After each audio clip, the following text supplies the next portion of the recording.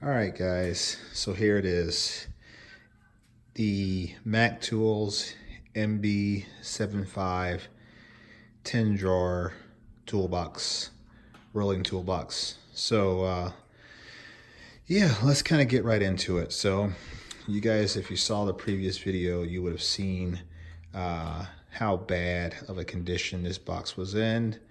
It had been painted over. The Mac Tools red was still there. But it had been primered and then painted with like interior paint. Pretty much the entire box with the exception of the innermost portion of the box. All of the jar slides have been painted, portions of the handles, the screws, the wheels. There were several dings and dents, some extensive, some not so much. But nonetheless, we had to chemically strip the box, chemically strip the jar slides, clean out the interior portion of the box, pound out all of the dents, and we were able to try to do, we were able to get most of the dents out, but there are some dents, such as here, that we could not remove. The wheels, which were 4-inch diameter 360 swivel wheels, were replaced with these new wheels from Northern Tool. They are 360 locking, and I have obviously a full set of 4. So the box is fairly mobile. All of the handles and Mac Tools emblem were removed, polished, and then cleaned and prepped for reinstallation.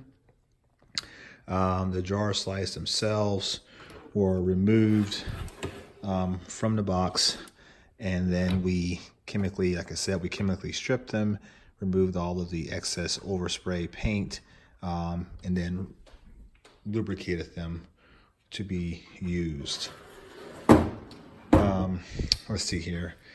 The dents were fairly extensive. They were pretty much all over the box, including the jars themselves. Those had to be pounded out, heated, and then obviously body tools utilized to knock out those dents and pull out the dents. And we got all that done as well. So in the end, I think I probably logged maybe, I don't know, 50 to 75 hours on the box, plus the paint time and, using paint adhesion promoter and priming, several coats of primer, a little bit of body filler, several coats of paint, plus a clear. And we still have about another, in the back of it, I still want to do another clear on the back. But so we've got some good time in this box. But let's go ahead and give you guys a tour, and then we can follow up with anything else I believe or I can remember. So the first jar here, these are friction slides, by the way. Just have a blue point light, snap-on light, 2 snap-on adjustables, and a Matco tie rod end tool. We did utilize these jar pads that picked up at Northern Tool. As you see there, a little bit of force, and they will easily deform, which is ideal for tools because that way the tools won't move and they kind of embed themselves into this this jar lining. From there, we just simply have a Blue Point bit driver set, magnetizer, demagnetizer by Blue Point bit set here, in a Blue Point extraction kit. The center jar, which once again, the layout right now is just kind of temporary. We haven't really dialed in exactly how we're going to lay it out. But we have our Blue Point ratcheting wrenches here. We have a 1/2-inch drive Proto and a 1/2-inch drive Carlisle ratchets, and they're just kind of hanging out there for now. And I'll talk to you guys more about why that is. From there, we have our Allen keys. These are balled-in Allens. Our rotary burr kit from Mac. Couple tap and die sets from Mac. Tap and die, or tap from Snap-on, and then a Snap-on random Torx. Next jar, we have our snap-on soldering iron, Blue Point magnetic tool, some random 3M electrical tape, 12-foot snap-on measuring tape, and these are Blue Point. These are like the little inserts you can put into your ratchet and turn a standard. Oh, these actually snap on. Turn your ratchet into a, or your wrench into a ratchet, ratcheting wrench, I guess, if you will. All right, the money jar, and I'll get down here lower. This particular jar is pretty much all snap-on. There are a couple SK pieces, for instance, this SK 1/4-inch drive, and then we have some SK spark plug sockets. But everything else from that point on out is all snap-on. So snap-on quarter drive, anything from a hard handle, comfort grip, a hard handle, or the standard metallic handles.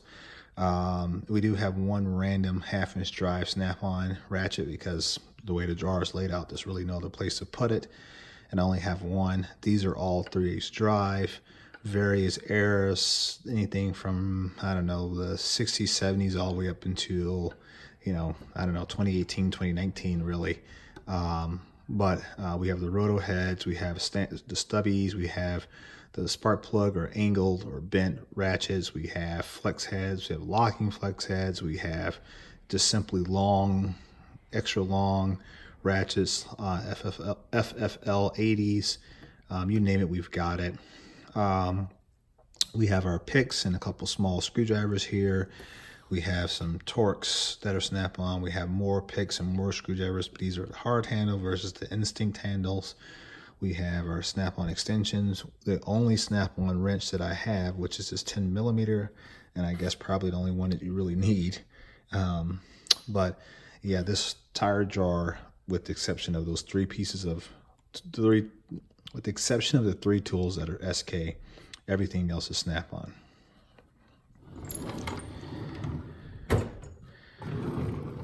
Next jar, we have our snap-on racing set of screwdrivers. We have our Mac hard handle wrench set.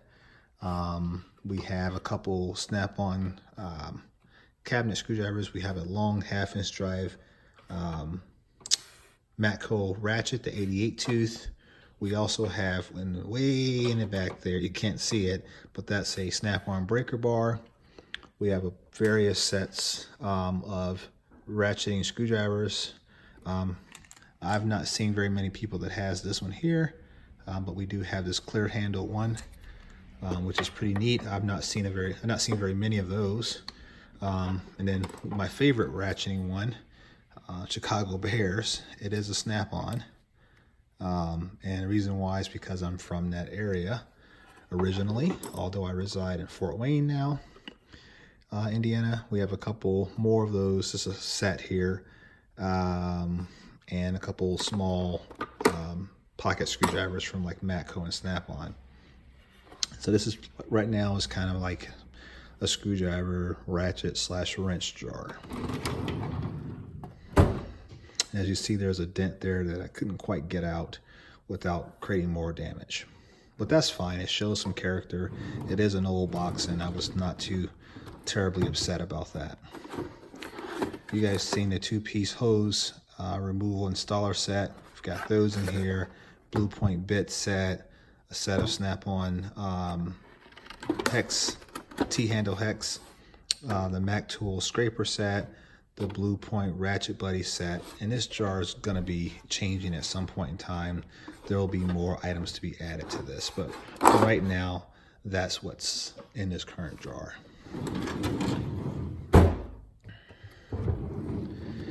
The next drawer, there are some new things in here.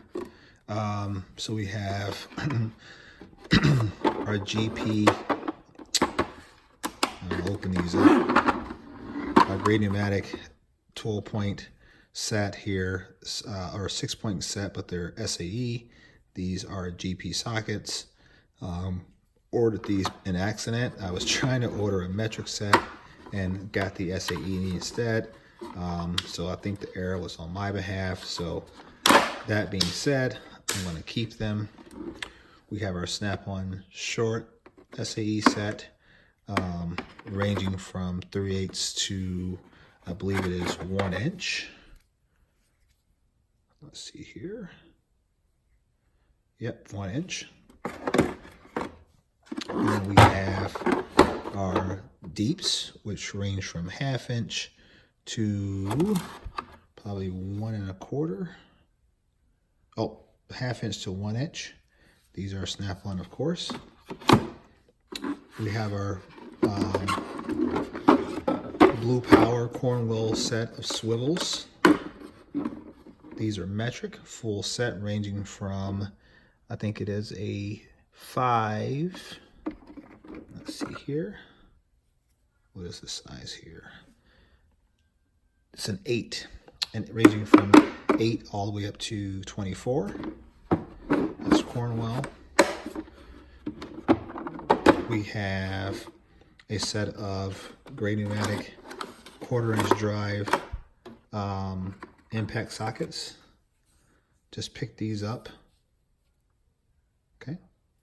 And these range from 4.5 or 4 to 15. Full set of those. We have our deeps snap-on 1/2 inch drive, ranging from 10 to 19. No skips. We have our GP 12-point socket set, metric, 7mm to 19. Okay. And these here are mid-lengths. I was trying to buy a mid-length set, so we have our shallows ranging from 10 to 19 metric. Back here we have a set of SAE snap-on swivels. These range from 3/8 to 3/4. Yep, these are all snap-on. And we have various snap-on Torx bits, etc. And then way in the back, you can't see them, is a set of snap-on mid-length metric set.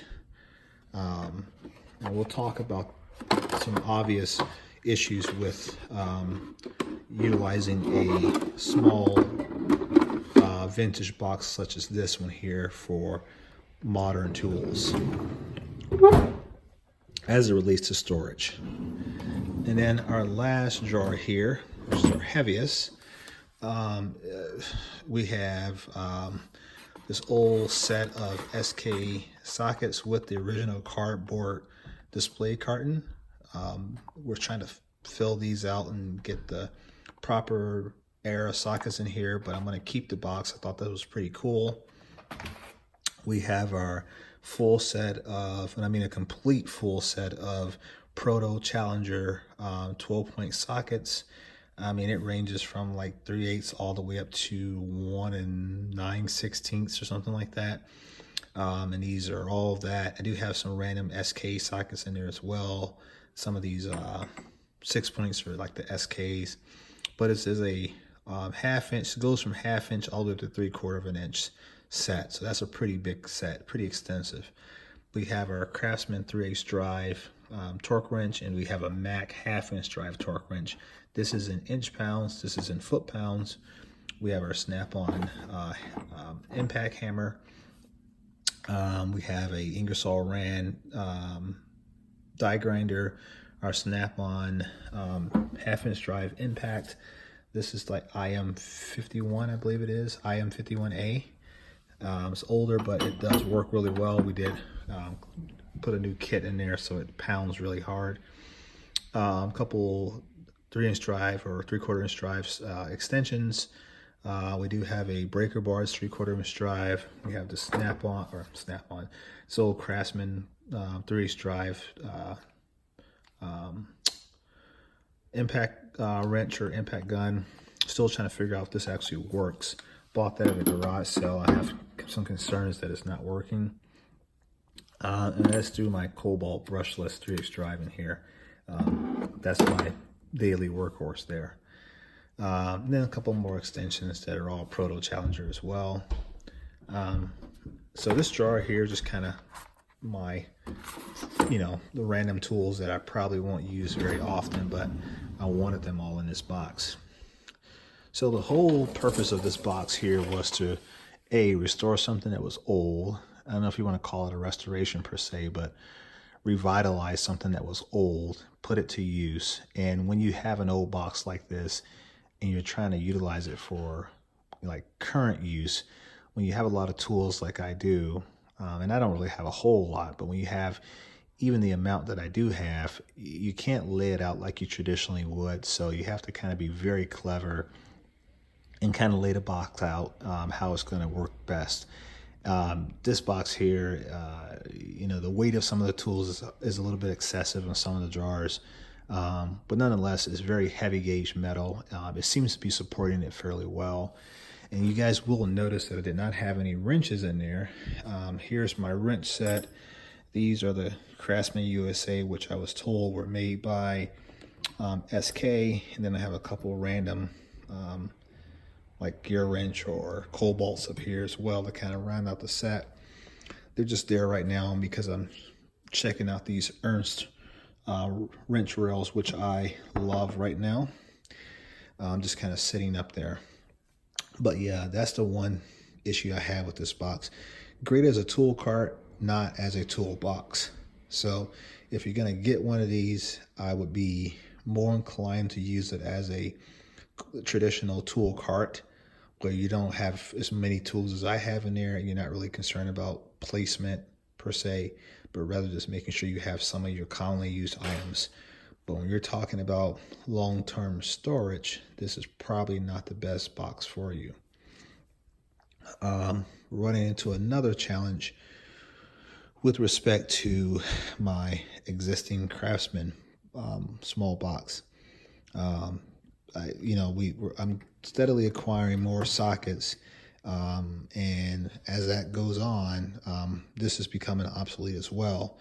So we've got, the cobalts in here, we've got the Aries, we've got the snap-ons, we got the Capri ratchets, the Harbor Freight Chrome Moly Pittsburgh Pro set. We have some deeps down there in the other drawer. Well, we have all of this here, a couple breaker bars that are snap-on and right, some extensions, and etc. And then on top of the box, we still have all of these, which are the icon. We still have the icons that can't fit in here because I don't want to take them out of the trays to put them on the racks. So that's a dilemma. And then here's another one of the Ernst wrench rails. So that's living in there with this set here. But then I've got these Harbor Freight deeps in here, and I've got these random USA made Craftsmans, and then these Napa USA wrenches here. Then all my stubbies are there. I can't utilize my snap-on plier rack in here because it won't fit. And I've got all these pliers here that don't have a home. All of these here are Nipex, Snap-on, Klein, and Vlamplier, which I would love to have in here, but they won't fit. So they got to sit here for now. And then this drawer here, just like a grenade went off. We won't even talk about that drawer. And then this drawer has more sockets down there, more Allens, more ball-end Allens, the right nut drivers, impact gun, crescents. I mean, it's just, the reality of it is this box is great for restoring it and, like I said, using it as a tool cart. It is not, in present day, you cannot utilize these, in my opinion, purely my opinion, as a traditional toolbox. You need to have a traditional 56-inch or greater by 30 or 25 or whatever inches deep box to incorporate. Even the little bit of tools that I currently have don't work very well between the two boxes. So as based upon the way that I would like to lay them out. Some of you may say, oh, they can work. You could just have to rearrange it. But on my preference, these two boxes don't satisfy that goal. And then I still have a snap-on cart who has tools down there, tools up here, that wouldn't go in this box, but probably would go in that box. But once again, you're talking about trying to organize it to make it make sense. So I don't know. This box will hang around. It'll be here for my son. When he grows up, we're gonna, like I said, we'll use it for a while, then we will wrap it up and store it away for him long term. And then, as he develops his tools, he can utilize this box, and it'll be something that his father restored or revitalized for him. So that's just my opinion, but it did turn out really well in my opinion. So I hope you guys liked it. Leave me a comment. Don't forget to subscribe to my channel. And let me know what you guys think about the Mac MB75. All right, guys. Midwest 2 Review here. Out.